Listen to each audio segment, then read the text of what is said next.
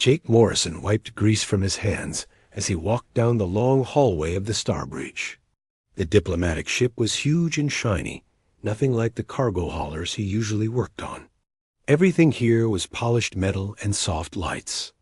He felt out of place in his simple blue work uniform, while everyone else wore fancy dress clothes. The ship was heading to Kepler Station for something very important. Humans were going to meet with aliens called the Velthari for the first time. Real aliens with their own empire and everything. Jake was just there to keep the engines running and fix anything that broke. He did not care much about politics or making history. He just wanted to do his job and go home. The captain had told everyone to dress nice for dinner tonight.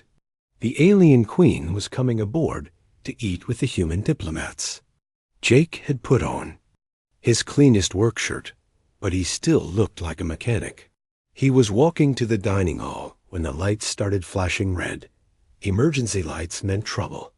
Jake ran toward the dining hall as alarms began to sound.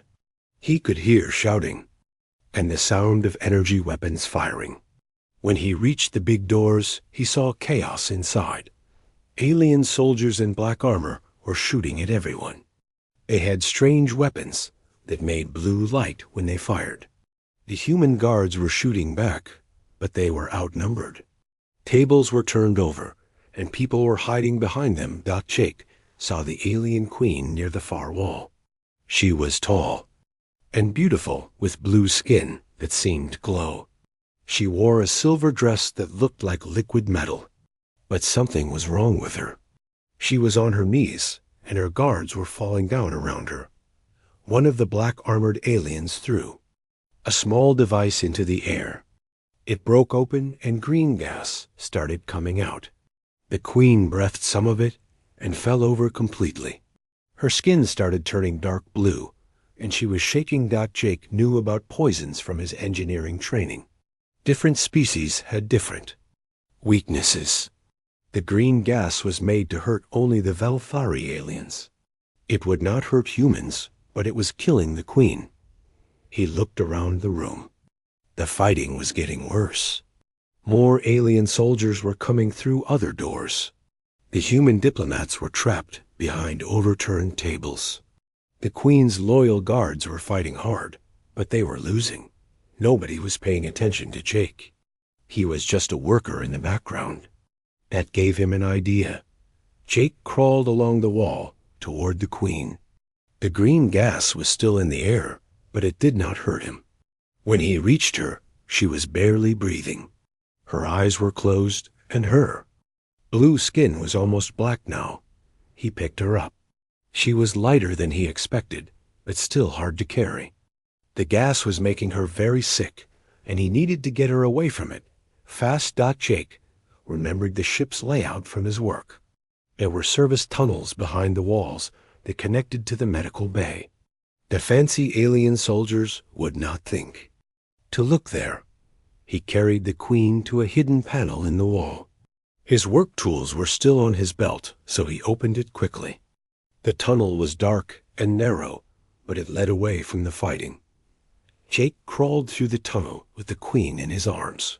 She was getting heavier, and her breathing was very slow. He had to hurry, or she would die. The medical bay was empty when they got there. Everyone was either fighting or hiding. Jake put the queen on the main table and started the diagnostic machines. He had learned basic medical procedures in case of accidents on cargo ships, not the machines told him what he already knew. The queen was poisoned and dying. The green gas had attacked her nervous system, and her blood was full of toxins. Normal Velthari medicine might work, but there was none on the ship. Jake looked at the human medical supplies and the ship's atmospheric control systems. He had an idea, but it was dangerous. If he was wrong, he would kill her for sure. He connected the atmospheric recycling system to the medical bay's air supply. Then he reversed the chemical filters and added pure oxygen. He was basically trying to wash the poison out of her lungs and blood by changing the air she breathed. Next, he used the medical bay's detox system. It was meant for human alcohol poisoning, but he changed the settings. He made it work harder and faster than it was designed for. The Queen's body started responding. Her skin began to turn lighter blue again. Her breathing got stronger. Jake watched the monitors and adjusted the machines. For 2 hours he worked on her, while the fighting continued in other parts of the ship. He could hear explosions and weapon fire, but he focused on keeping the Queen alive. Finally, her eyes opened. She looked at him with confusion and fear. Jake smiled and spoke softly, even though he did not know if she understood English. The fighting stopped suddenly. Jake could hear human voices calling for medical teams.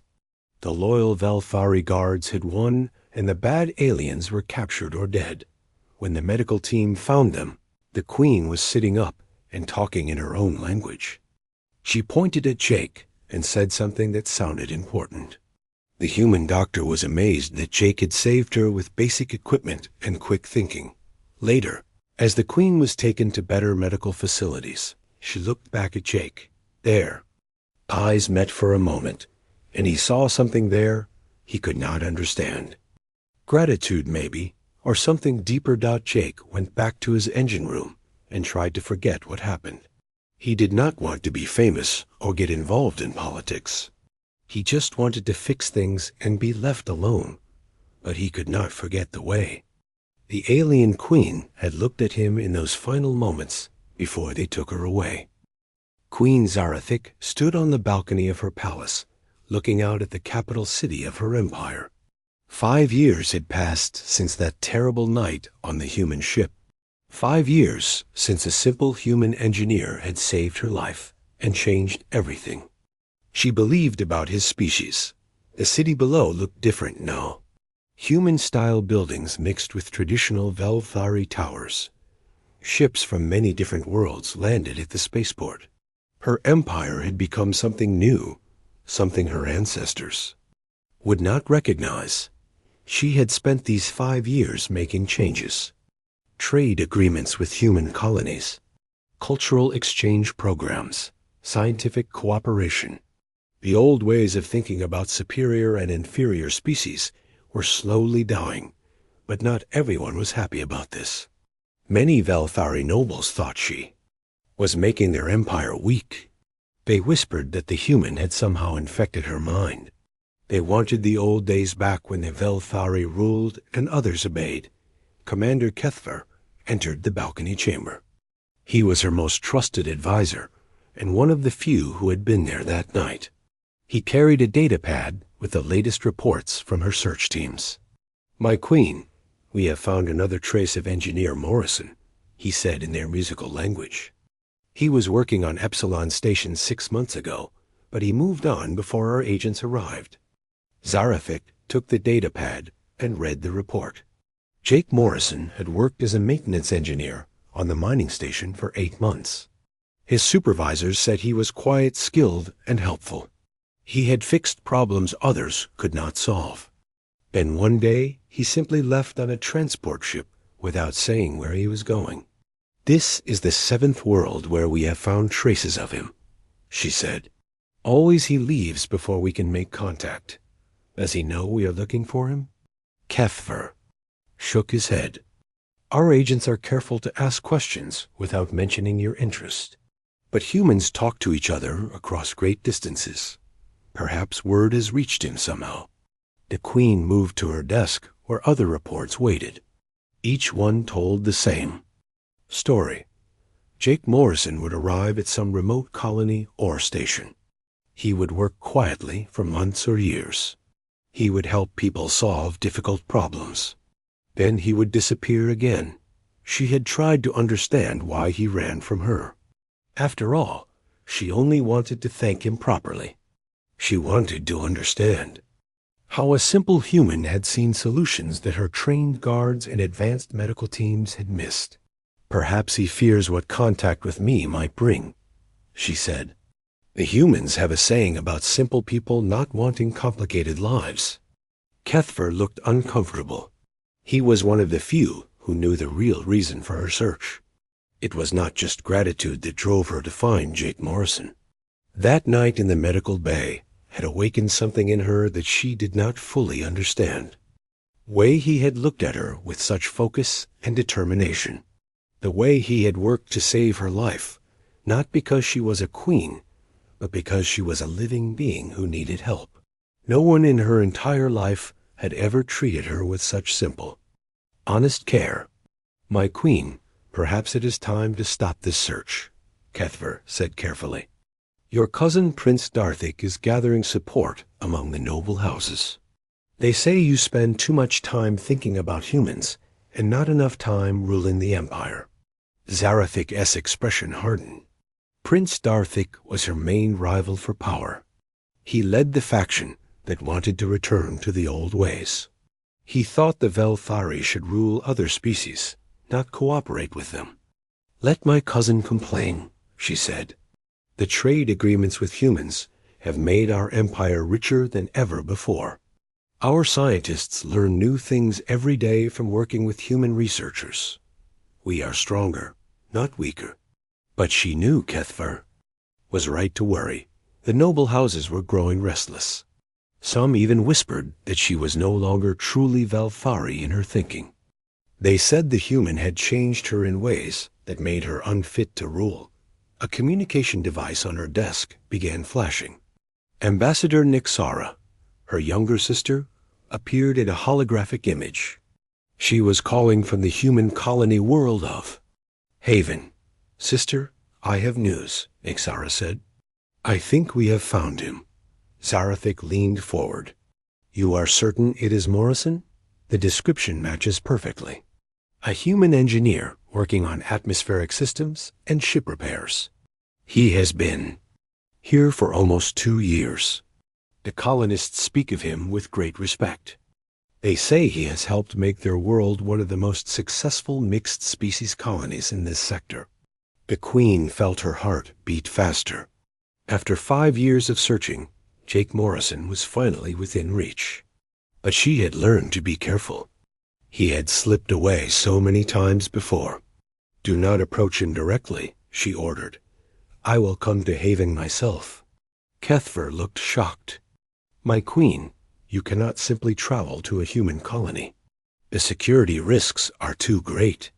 And if your cousin learns you have left the capital ... then we will not tell him," she said firmly. "Prepare a small ship, something that looks like a damaged trader vessel seeking repairs. I will go to Haven as a refugee, not as a queen." Her sister's image flickered with concern. "Zarathic, what are you really hoping to find? This human saved your life. Yes, but that was 5 years ago. He is probably not the same person you remember." The Queen was quiet for a long moment. How could she explain that Jake Morrison had become more than just a memory to her? In saving her life, he had shown her a different way of looking at the universe. A way where people helped each other simply because it was the right thing to do. "I need to understand him," she said finally. "I need to understand how someone with no training in leadership or diplomacy could see solutions that escaped all of us. If I can learn from him, perhaps I can make better choices for our empire." It was not the complete truth, but it was all she could say out loud. The deeper truth was something she barely admitted to herself. In 5 years of ruling an empire, she had never forgotten the gentle strength in Jake Morrison's eyes as he worked to save her life. Cuthbert began making arrangements for the secret journey. Within days, a small damaged ship would arrive at Haven Colony requesting repairs. And Queen Zarathic would finally come face to face with the human who had changed her world. She did not know that Jake Morrison had built a new life on Haven. She did not know about Lisa Grant, the colonial administrator who had won his heart. She did not know that he had tried very hard to forget about alien queens and galactic politics. All she knew was that she had to see him again, even if it meant risking everything she had built in the years since he saved her life. Jake Morrison crawled out from under the atmospheric processor with grease on his face and a smile on his lips. Haven Colony's main life support system was running better than it had in months. The new parts he had installed would keep everyone breathing clean air for years to come. Lisa Grant stood nearby watching him work. She was the colony's administrator and had been Jake's partner for almost a year now. She handed him a clean cloth to wipe his hands. "The refugees from that damaged ship are asking for you specifically," she said. "They heard you're the best engineer on Haven, and they want you to look at their propulsion system." Jake nodded and gathered his tools. A small trader ship had limped into Haven spaceport 3 days ago, claiming engine trouble. The crew said they were fleeing some kind of political trouble in Velthari space. Haven Colony never turned away people who needed help. The ship was old, but well maintained. Jake could see it had been designed by Velthari engineers, but modified with parts from many different worlds. It was the kind of ship that belonged to people who lived between the official empires and federations. A tall figure in a hooded cloak met him at the ship's entrance. Jake could not see the person's face clearly, but something about the way they moved seemed familiar. Their voice was soft and musical when they spoke in accented, but good English. "Engineer Morrison, thank you for coming. Our ship has served us well, but the hyperdrive is making concerning sounds. We fear it may fail completely if we attempt another long journey." Jake followed the cloaked figure into the ship. The interior was clean and functional, but he noticed it was much nicer than most refugee vessels. The walls had subtle decorative patterns that reminded him of something he had seen before. The hyperdrive was indeed making strange noises. Jake listened carefully and ran diagnostic scans with his portable equipment. The problem was not serious, but it would get worse if left alone. "I can fix this," he said. "It will take about 2 days to get the right parts and install them properly. You're welcome to stay in the colony guest quarters while I work." The hooded figure tilted their head. "We would prefer to remain with our ship if possible. We have had bad experiences with authorities in the past." Jake understood. Many refugees carried secrets or fears that made them nervous about staying in official buildings. "That's fine. The spaceport has basic facilities, and I'll make sure you have what you need." Over the next 2 days, Jake worked on the ship while the mysterious refugees watched him. There were 3 of them, and they all wore concealing clothes. They spoke to each other in a language Jake thought he recognized, but could not quite place. One who had first met him seemed especially interested in how Jake approached problems. When the diagnostic computer showed conflicting readings, Jake ignored it and used his hands and ears to find the real issue. "A computer thinks the problem is in the power coupling," Jake explained as he worked. "But the sound tells me it's actually in the resonance chamber. Machines are smart, but they can't feel vibrations the way people can." The hooded figure leaned closer. "You trust your instincts over the computer? Experience teaches you things that books and programs can't." Jake said, "Every ship has its own personality. You have to listen to what it's telling you." As Jake worked, other colonists stopped by to chat with him. Ryan Cole, the security chief, brought him coffee and joked about engine troubles. Amanda Price, the communications officer, asked about his plans for the weekend. The refugees watched these interactions carefully. They saw how the colonists treated Jake with genuine respect and friendship. He was not their leader, but people came to him when they had problems they could not solve alone. On the second evening, Haven Colony's main atmospheric system failed completely. Alarms sounded across the settlement as oxygen levels began to drop. Jake dropped his tools and ran toward the central processing facility. The main computer showed multiple system failures. The backup units were not responding properly. Other engineers stood around arguing about what to do first, while the air got thinner, pushed past them, and started manually overriding safety protocols. He rerouted power from non-essential systems and forced the backup units online one by one. Within an hour, clean air was flowing again. "How did you know to do that?" asked Dr. Karen Wells, the colony's chief scientist. "The computer said those backup units were completely offline." Jake shrugged. The computer was wrong. "I could hear the backup compressors running, even when the status lights said they were dead." Sometimes you just have to ignore what the machine tells you and trust what you know. The hooded figure had followed Jake to the atmospheric facility and watched the entire emergency. As the colonists celebrated and thanked Jake for saving them, the figure stepped closer. "You have a gift for seeing solutions that others miss," the figure said quietly. Jake was about to reply when the figure reached up and pulled back their hood. Blue skin caught the light. Silver hair fell past elegant shoulders. Eyes like deep water looked at him with an expression he had never forgotten. Queen Zarathix stood before him, just as beautiful and alien as she had been 5 years ago on the Star Bridge. Jake's tools fell from his hands and clattered on the floor. "You?" he whispered. "Hello, Jake Morrison," she said. "I have been looking for you for a very long time." Jake's mind raced. The Queen of the Velthari Empire was standing in Haven Colony's atmospheric facility, wearing refugee clothes. She had been watching him work for 2 days, without revealing herself. "Why are you here?" he asked. "What do you want?" Before she could answer, Lisa Grant appeared in the doorway. She had been looking for Jake after hearing about the atmospheric emergency. She stopped when she saw him talking to a tall alien woman. "Jake? Is everything all right?" Lisa asked. Jake looked between the two women who meant so much to him in different ways.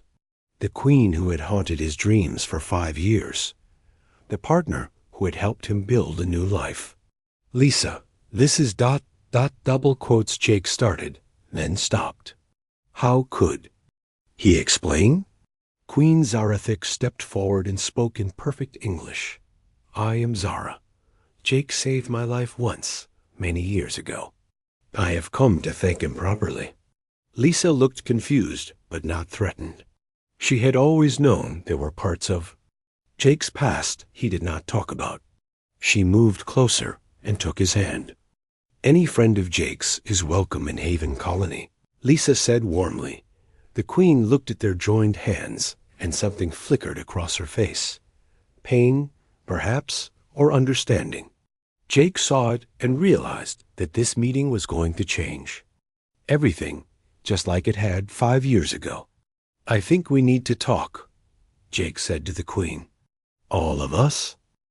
The 3 of them sat in Jake's small apartment while rain fell outside the windows. Queen Zarathix had changed from her refugee clothes into a simple blue dress that made her skin glow softly. Lisa sat beside Jake on the old couch while the Queen took the single chair. "I need to tell you why I really came here," the Queen said. "My empire is in danger, and it is partly because of what happened between us 5 years ago." Jake felt his stomach drop. He had always feared that saving her life might have consequences he did not understand. "What kind of danger?" "My cousin Prince Darthic has declared me unfit to rule. He says I have been corrupted by human influence, and that I am making our empire weak. He has taken control of the military and is attacking human colonies." Lisa leaned forward. "Attacking colonies? We haven't heard anything about that on Haven." The Queen's expression was grim. "The attacks began 3 days ago. Small outposts at first, but he is getting bolder. He blames humans for changing me, and wants to prove that cooperation between species is foolish." Jake stood up and walked to the window. Outside, he could see humans and aliens working together in the rain, repairing buildings and tending gardens. Haven Colony was proof that different species could live in peace. "This is my fault," he said quietly. "I should never have gotten involved." "No, the Queen said firmly. You saved my life and showed me a better way to lead my people. The changes I made were good for my empire. We became richer and stronger through cooperation with humans. She stood and moved closer to Jake. But now I must return to face my cousin's challenge, or he will destroy everything we built together. The problem is that if I go back alone, I will likely be killed or exiled. Lisa looked between them. What are you asking Jake to do? Come with me, the Queen said. Not as a soldier or a diplomat, but as proof that humans and Velthari can work as equals. Your presence beside me would show my people that cooperation is not weakness. Jake shook his head. I'm just an engineer. I don't know anything about politics or ruling empires. I'll just make things worse. Before the Queen could reply, alarms began sounding across the colony. Jake recognized the pattern. It was the code for incoming ships, potentially hostile ones. Ryan Cole's voice came over the communication system. All residents to emergency stations. We have multiple unknown vessels approaching Haven Colony. They are not responding to standard communication protocols. The three of them rushed to the colony's command center. Through the main viewing screen, they could see a fleet of sleek warships dropping out of hyperspace. The ships had the curved design and silver coloring of Velthari military vessels. Amanda Price looked up from her communication console. I'm getting a transmission from the lead ship. They're demanding we surrender Queen Zarathic immediately. The Queen closed her eyes. My cousin found me faster than I expected. He must have been monitoring all human colonies. Ryan Cole was already organizing the colony's defenses. Haven had some defensive weapons, but nothing that could stand against a full Velthari battle fleet. They were miners and farmers, not soldiers. We need to evacuate the civilians, Ryan said. Get everyone to the underground shelters while we try to negotiate. There will be no negotiating, the Queen said. Prince Darthic wants me dead, and he will destroy this entire colony to make his point about human weakness. Jake looked around. The command center had all the people he had come to care about. Lisa was coordinating refugee movements. Ryan was deploying their few security officers. Amanda was trying to send distress calls to nearby human settlements. These people had become his family over the past 2 years. Haven Colony was the first place he had ever felt truly at home. Now it was going to be destroyed because he had saved an alien queen's life 5 years ago. There has to be another way, he said. The Queen turned to him. There is. Come with me now. If I surrender myself, perhaps he will spare the colony. No, Jake said firmly. I won't let you sacrifice yourself for us. Lisa looked at him with concern. Jake, what are you thinking? Jake's mind was racing the way it did when he faced a complex engineering problem. There had to be a solution that no one was seeing, some angle that everyone was missing. The ships out there, he said to the Queen. They follow traditional Velthari military tactics, right? Formal formations and standard attack patterns? She nodded, confused by the question. Jake turned to Ryan. How many different species do we have living on Haven? About 15 different kinds, Ryan said. Humans, Velthari, Andorians, some. Artificial intelligences, and others. Why? Because maybe we don't have to fight like they expect us to fight, Jake said. What if we use our differences as an advantage instead of a weakness? He moved to the tactical display and started pointing out ship positions. Look at how they're arranged. Perfect formation, textbook positioning. They're expecting us to either surrender or fight back with standard defensive patterns.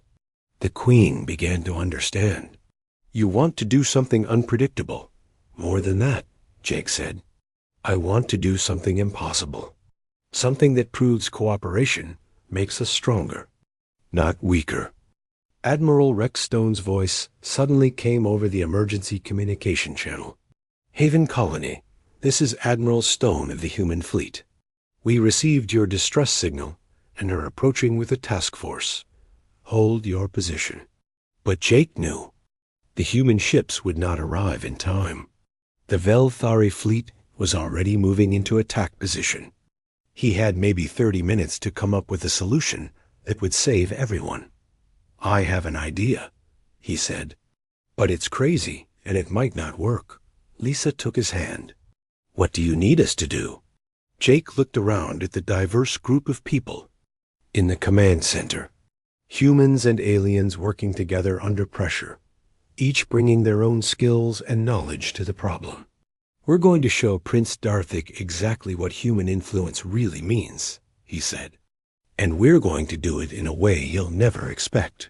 The Queen stepped closer. "I trust you, Jake Morrison.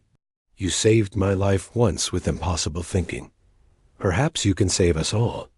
Outside the windows, the Velthari warships continued their approach. Prince Darthik was about to learn what happened when someone threatened the peaceful life that Jake had built on Haven Colony.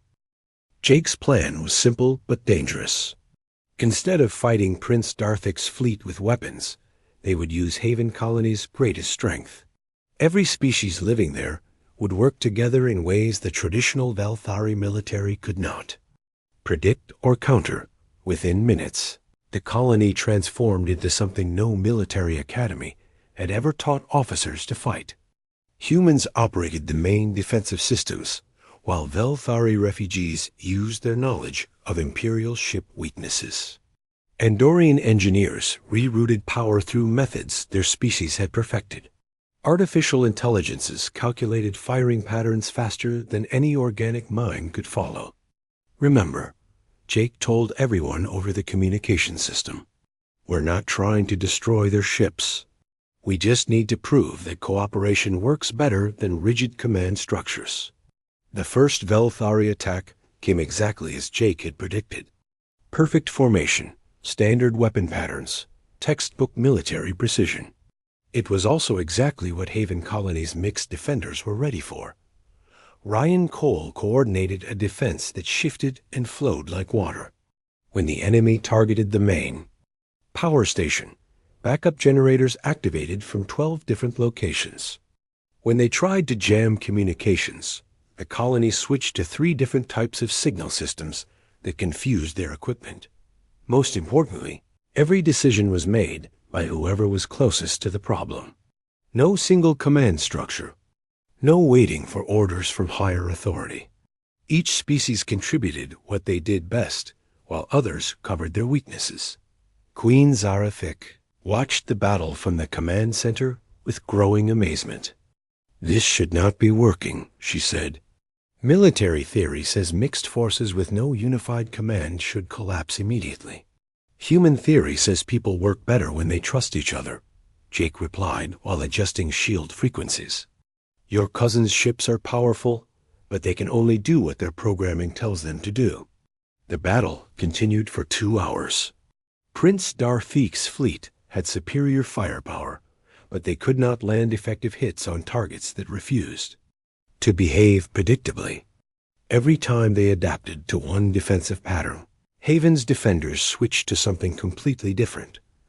Then Admiral Stone's human fleet arrived, but not in the way anyone expected. Instead of attacking the Velthari ships, they surrounded Haven Colony and added their own unpredictable elements to the defense. Human ships used mining equipment as weapons. Cargo haulers became mobile shield generators. Even civilian transports contributed by creating sensor shadows that hid the colony's real defensive positions. Prince Darthik tried to maintain his attack, but his officers were becoming confused and frustrated. Their rigid training had not prepared them for an enemy that seemed to have no consistent strategy at all. Finally, Jake made his boldest move. He sent a message directly to Prince Darthik's flagship, asking for a meeting under truce conditions. "You're insane," Lisa said. "He'll kill you the moment you step onto his ship." "No," Queen Zarethik said thoughtfully. "He won't. Velthari honor requires him to hear what Jake has to say." And I think I know what Jake is planning. Jake, the Queen, and a small group from Haven Colony took a shuttle to the flagship. Prince Darthic met them in his formal command chamber, surrounded by traditional guards and advisors. The prince was tall and imposing, dressed in elaborate military armor. He looked at Jake with obvious disdain. So this is the human who corrupted my cousin's mind. You do not look like much. That's exactly my point, Jake said calmly. I'm nobody special. Just an engineer who fixes things when they break. But your cousin didn't become weak because of me. She became stronger because she learned something important. Prince Darthic gestured dismissively. Humans have no honor, no discipline, no proper understanding of leadership. They are chaos creatures who weaken everything they touch. Jake smiled. Then how did chaos creatures just fight your entire fleet to a standstill? The prince had no good answer for that. His military advisors shifted uncomfortably because they knew it was true. Queen Zarathic stepped forward. Brother cousin, the battle you just fought proves everything I have tried to teach our people. When species work together, sharing their different strengths, they become more than the sum of their parts. Cooperation is not chaos, Jake added. It's a different kind of order, one that adapts and grows instead of staying rigid and breaking under pressure. Prince Darthic looked around his formal command chamber with its precise hierarchy and unchanging traditions. Then he thought about the battle he had just lost to a mixed group of farmers and engineers who should have been easy to defeat. What are you proposing? He asked finally. Come to Haven Colony, the Queen said. See for yourself how cooperation has made us stronger. Meet the people who live there. Judge with your own eyes instead of old prejudices. The prince was quiet for a long time. Military pride warred with political wisdom in his expression. Finally, he nodded slowly. I will come. But if this is some human trick— No tricks, Jake said. Just people living together and helping each other solve problems. 3 days later, Prince Darthic walked through Haven Colony with his guards and advisors. He saw humans and aliens working side by side in the fields. He watched mixed teams, repairing damage from the recent battle. He ate dinner prepared by cooks from 6 different worlds. Most importantly, he saw that Queen Zarathic had not become weaker or less Belfari. She had become a leader who could inspire loyalty across species boundaries. Her people followed her not from fear or tradition, but because they believed in her vision of the future. This place should not work, Prince Darthic admitted to Jake, as they stood watching the sunset. Too many different species with different needs and different ways of thinking. But it does work, Jake replied. Not because we're all the same, but because we're different. When problems come up, we have more kinds of solutions to try. The prince nodded slowly. Perhaps there is wisdom in this approach. Perhaps change is not always weakness. 6 months later, Jake stood in the same spot watching ships from across the galaxy land at Haven's expanded spaceport. The colony had become a model for interspecies cooperation. Delegations came from dozens of worlds to study how different peoples could live and work together. Queen Zarathic had returned to her empire with Prince Darthic as her ally instead of her enemy. Together they were transforming Velthari society in ways that honored tradition while embracing positive change. Lisa joined Jake at their favorite viewing spot. She was now the director of Haven's new Interspecies Cooperation Institute. People from across the galaxy came to learn about building diverse communities. Any regrets?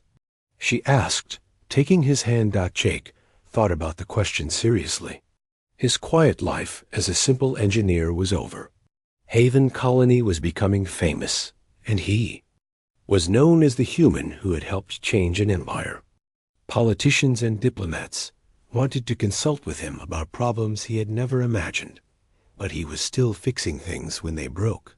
Just bigger things now, and with more help from more kinds of people. No regrets, he said finally. Sometimes, the best way to solve a problem is to let more people help you think about it. Queen Zarathik's ship was landing at the spaceport for another diplomatic visit. She had kept her promise to maintain close ties with Haven Colony. More importantly, she had kept her friendship with Jake, and Lisa. Jake watched the ship settle onto the landing pad and smiled. 5 years ago, he had saved an alien queen's life because it was the right thing to do. Now he was helping to save something much bigger. The idea that different peoples could choose cooperation over conflict. He was still just an engineer who fixed things when they broke. But sometimes the most important things that needed fixing were the barriers between peoples who should have been friends all along. The galaxy was becoming a more interesting place to live, and Jake Morrison was exactly where he belonged. Home, among friends who came from many different worlds, but shared the same hopes for the future.